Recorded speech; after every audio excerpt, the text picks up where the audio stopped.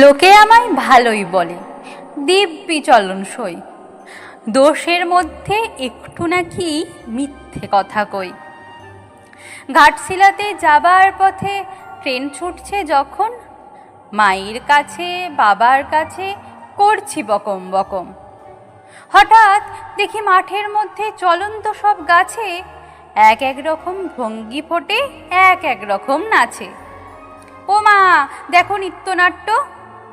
যেই বলেছি আমি, মা বকে দেয়, বড্ড তোমার বেড়েছে ফাজলামি। চিড়িয়াখানার নাম জানো তো আমার সেজো মেশর? আদর করে দেখিয়ে দিলেন পশুরাজের কেশর। কদিন পরে চুন খসানো দেয়াল জুড়ে এ কি ঠিক অবিকল সেই রকমই মূর্তি যেন দেখি। ক্লাসের মধ্যে যেই বলেছি সুরঞ্জনার কাছে, জানিস আমার ঘরের মধ্যে সিংহ বাঁধা আছে। শুনতে পেয়ে দিদিমণি অমনি বলেন, শোনো, এসব কথা আবার যেন না শুনি কখনো। বলি না তাই সেসব কথা, সামলে থাকি খুব।